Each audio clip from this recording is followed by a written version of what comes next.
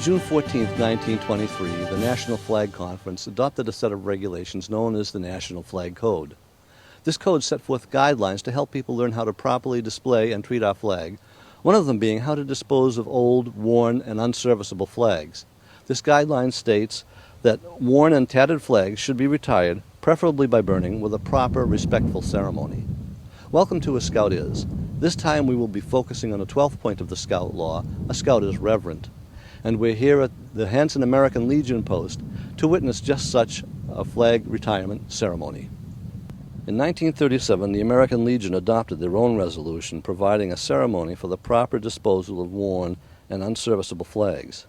Today we're going to see a version of this ceremony as Legionnaires and the Boy Scouts solemnly retire flags that should no longer be displayed. This year, in preparing Fern Hill Cemetery for the Memorial Day celebration, the Boy Scouts put out many new flags on the graves of servicemen and gathered up the old flags. These old and worn-out flags cannot just be thrown away. Since flag protocol requires them to be disposed of with suitable ceremony and retired by fire, we are here to attend this ceremony where the flags from the cemetery and other old flags that have been given to the Scouts and the Legion over the course of the year will be honorably retired. Before the ceremony started, I talked to Legionnaires about the retirement of flags, and to Troop 34's David Winters about the Boy Scouts' involvement in the ceremony. In the Charter of the Boy Scouts of America that started in 1911, one of the commitments was citizenship, and part of that citizenship is being responsible for the flags. We will have flag retirement boxes. Many Eagle Scout projects are involved in flag retirement boxes. The troops, like we do, we get involved with the American Legion Post. We want the Scouts to understand what the other organizations in town are responsible for as well. Our responsibility is collect the flags, dry them properly, show them respect, and respectfully retire them in flames. Okay, now what you're talking about with respect brings up the Scout Law. Well, the final point of the Scout Law is the Scout is reverent. Can you speak to me a little bit about what that means to the boys? Reverence, they realize, doesn't just mean reverence to God or an entity. It's reverence to things. It's reverence to other people. It's reverence to our country. So that's a large thing that we work very hard to get them to understand, and many of them really understand it well. As you can see, we've got one Scout here. The others are involved. Some are already at camp. So we've got a very active troop, and they understand the importance of this activity. I remember just before Memorial Day when the Scouts were in the cemetery replacing the flags. There were a good number of them there, and it was quite a sight for me to see. We've probably got excess of 300 flags that we replace in the cemetery every year, and we gather them. If they need to be retired, that's what's going to end up here. We're here today for a flag retirement ceremony. Can you talk to me a little bit about how important it is to properly retire a flag? Actually, it's quite important because it is a symbol of more than just a piece of cloth and printing on it.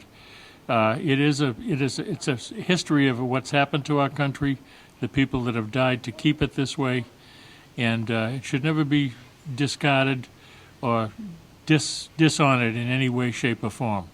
It was destruction by fire, and fire makes things pure. So I think rather than having destroyed something and burying it disrespectfully, I think its ashes are probably the best way to go. Can you tell the people what form this ritual takes and what it means? Well, what it means to me and a lot of fellow veterans and service members alike, that it's a big honor to dispose of the American flag in this manner. And I just enjoy coming here and doing it and helping best I can. Okay, now as far as the actual ritual itself goes, how does that progress from start to finish? Start to finish, first of all the flags have to be inspected. They're inspected one at a time, and they form a chain of command per se, where we all inspect the flag to make sure it is no longer serviceable, because a torn and tattered flag does not look nice. So we retire them in this form, which is very respectful, and that's about it. Okay, now when the ceremony starts, who is it that starts the ceremony off, and what do they say? It's usually the commander that tells the story of why, a lot of times why the flag is being retired as it is. And we just get together and we inspect it and we service it. And as you can see from the ceremony going on, a lot of those flags are really, really bad. So that's what we do. Comrade Commander, we wish to present a number of unserviceable flags of our country for inspection and disposal. Comrade Sergeant at Arms, advance with your detail and present the flags for disposal and inspection.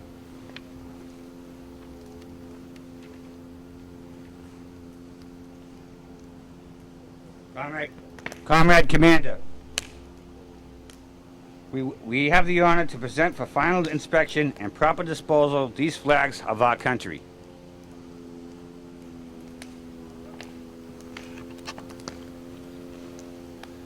Comrades, we have presented here these flags of our country which have been inspected and condemned as unserviceable. They have reached their present state in a proper service of tribute, memory, and love. A flag may be a flimsy bit of printed gauze or a beautiful banner of finest silk. Its intrinsic value may be trifling or great, but its real value is beyond price. It is for a precious symbol that all we have and our comrades have worked for, lived for, and died for. A free nation of free men, true to the faith of the past, devoted to the details and practice of justice, freedom, and democracy. Let these faded flags of our country be retired and destroyed with respectful and honorable rites, and their places be taken by bright new flags of the same size and kind. Let no grave of our soldier or sailor be unhonored and unmarked. Sergeant at Arms, assemble the color guard, escort the detail bearing the flags, and destroy these flags by burning. The members shall stand at attention. The chaplain will offer prayer.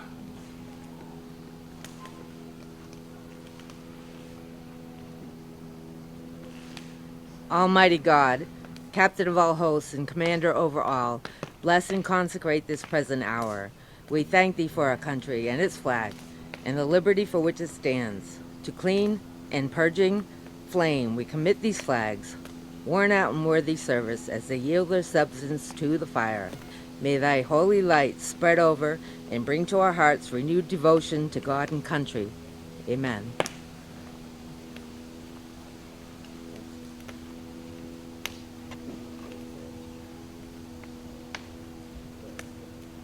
And salute.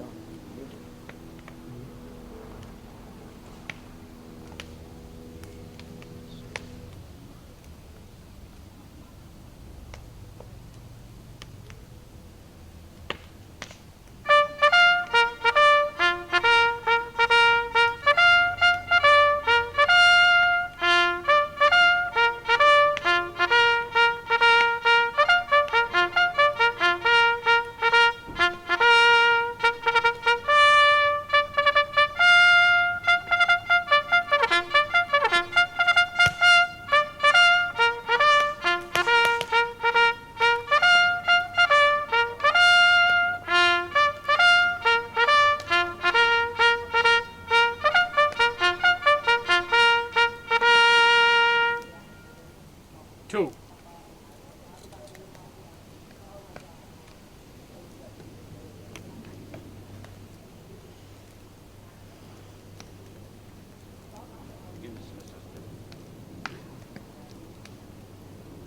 Dismissed.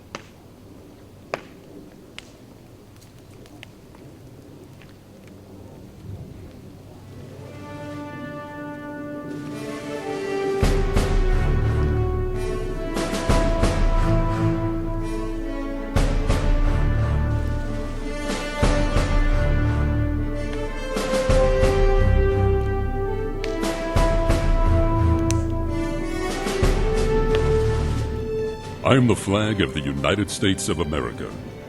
My name is Old Glory. I fly atop the world's tallest buildings. I stand watch in America's halls of justice. I fly majestically over great institutions of learning. I stand guard with the greatest military power in the world. Look up and see me. I stand for peace, honor, truth, and justice. I stand for freedom. I am confident. I am arrogant. I am proud. When I am flown with my fellow banners, my head is a little higher, my colors a little truer. I bow to no one. I'm recognized all over the world. I am worshipped. I am saluted. I am respected. I am revered. I am loved. And I am feared. I have fought in every battle of every war for more than 200 years. Gettysburg, Shiloh, Appomattox, San Juan Hill, the trenches of France, the Argonne Forest, Anzio, Rome, the beaches of Normandy, Guam, Okinawa, Tarawa, Korea, Vietnam, the Persian Gulf,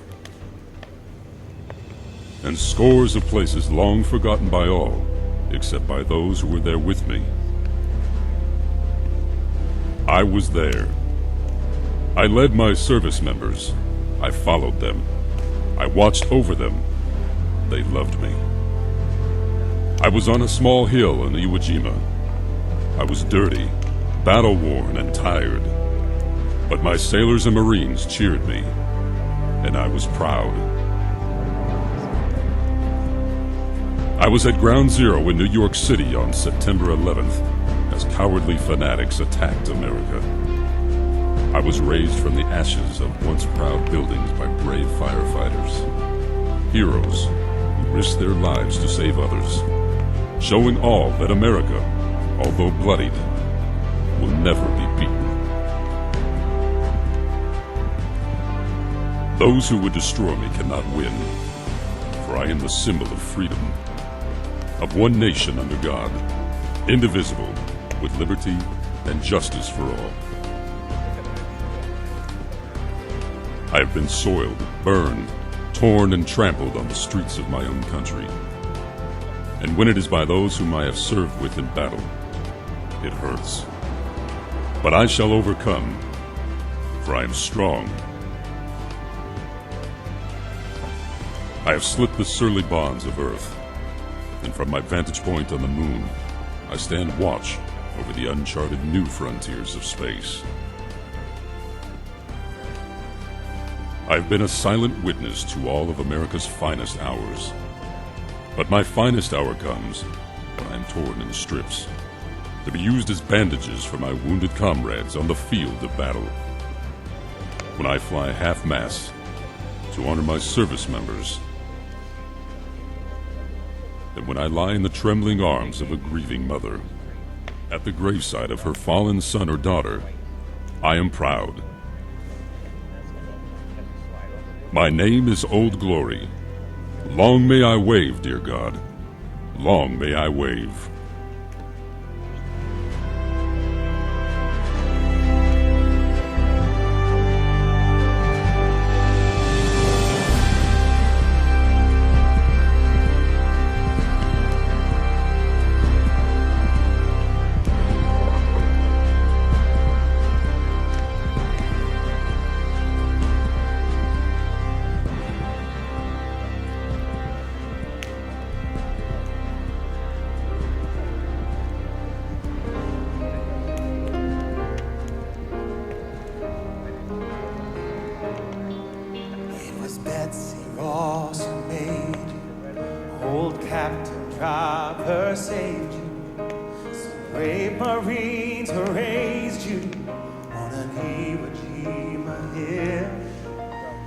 Ripped and fought in battle, as guns and sabers rattle, but you survived to fly again, and you always will. Wave on, oh glory, wave on. Keep us united, free and strong, in the face of all adversity, attacks upon our liberty. Remind us where our loyalty belongs. Wave on, oh glory, wave on. You rode with Teddy Roosevelt. You were at Pearl Harbor when bombs fell. You followed our troops into hell on the beach of Normandy. You came crashing down with the towers, one of our nation's darkest hours. But you rose from the smoke and ash for all the world to see. Wave on, oh glory, wave on. Keep us united, free and strong, in the face of all adversity, attacks upon our liberty. Remind us where our loyalty belongs. Wave on, oh glory, wave on. Wave on, all throughout the course of history. You've inspired our hopes and dreams of peace.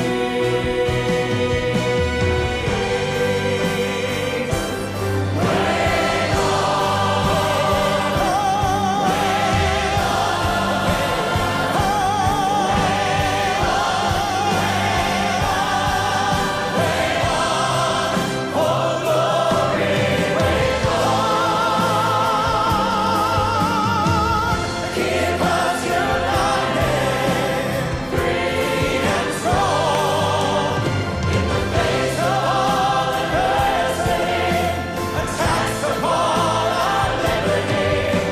Remind us where our loyalty belongs. Wave on, oh glory, wave on.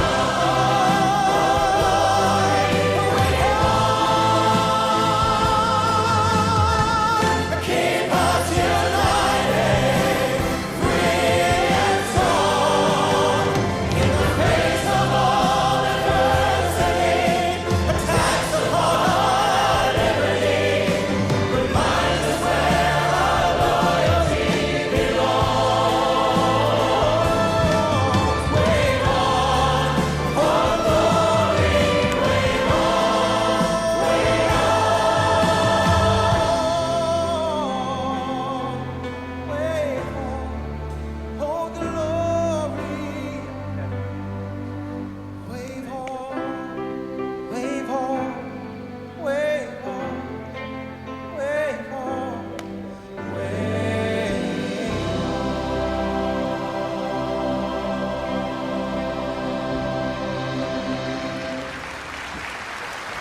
I am the flag of the United States of America, conceived in the dreams of liberty and the hopes of freedom. I was designed by the hands of Betsy Ross, and her sewing basket was my cradle.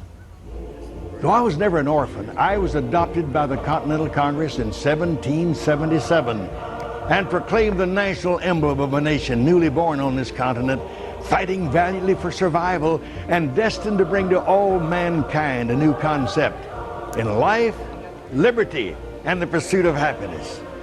I rode with Ethan Allen and the Green Mountain Boys at the Battle of Fort Bennington. I was flown above the decks of old Ironsides and the massive Yankee Clippers. I blazed the trail with Daniel Boone and Davy Crockett. I led the settlers coming west and crossed Death Valley in a covered wagon. Once I fell to the ground at Custer's last stand at the Little Bighorn. There were no living hands left to pick me up, but I galloped up the slopes of San Juan Hill with Colonel Teddy Roosevelt and his Rough Riders in the United States Cavalry.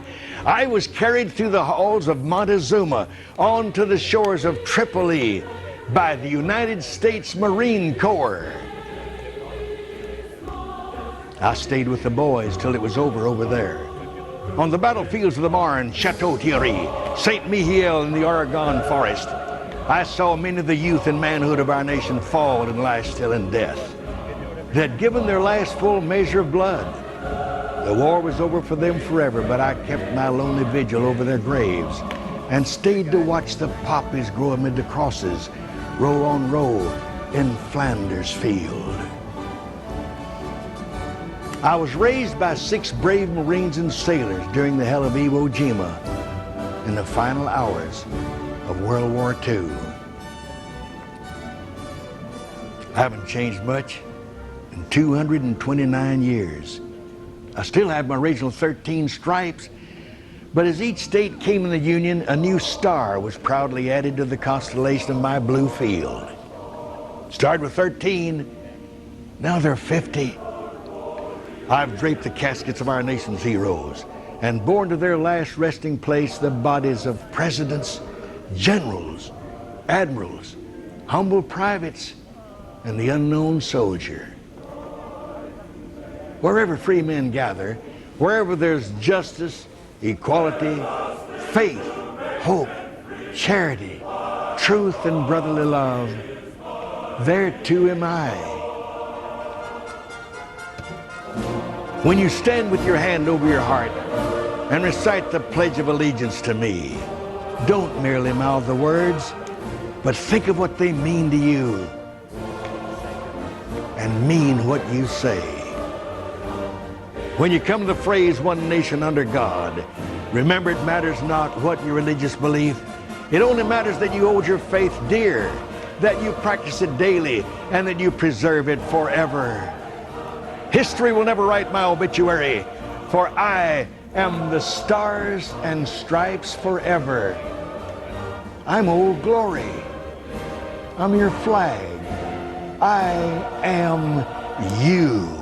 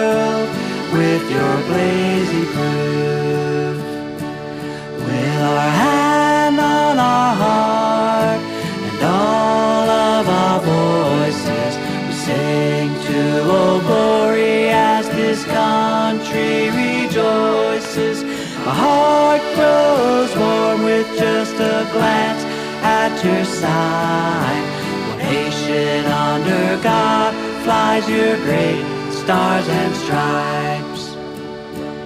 Flying high like the eagle, waving proudly for the people. You are the proof that all people are equal.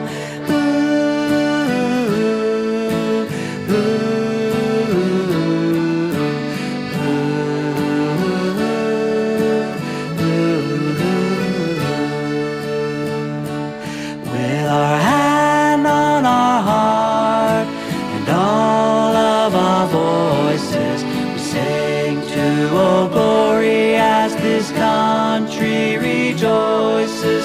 My heart grows warm with just a glance at your side. One nation under God flies your great stars and stripes. One nation under God flies your great stars and stripes.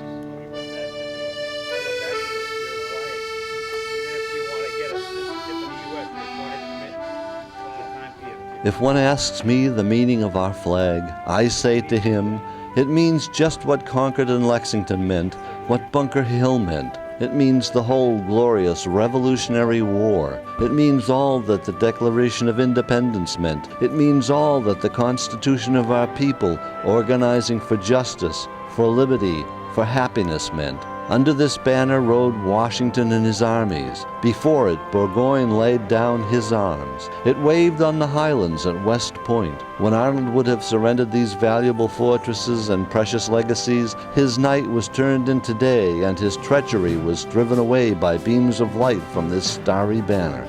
It cheered our army, driven out from around New York, and in their painful pilgrimages through New Jersey. This banner streamed in light over the soldiers' heads at Valley Forge and at Morristown.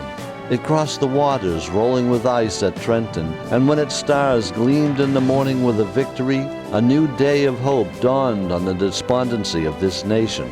Our flag carries American ideas, American history, and American feelings. Beginning with the colonies and coming down to our time, in its sacred heraldry, in its glorious insignia, it has gathered and stored chiefly this supreme idea, divine right of liberty in man. Every color means liberty. Every thread means liberty. Every form of star and beam or stripe of light means liberty. Not lawlessness, but organized institutional liberty. Liberty through law and laws for liberty. This American flag was the safeguard of liberty. Not an atom of crown was allowed to go into its insignia. Not a symbol of authority in the ruler was permitted to go into it. It was an ordinance of liberty by the people, for the people. That it meant, that it means, and by the blessing of God, that it shall mean to the end of time.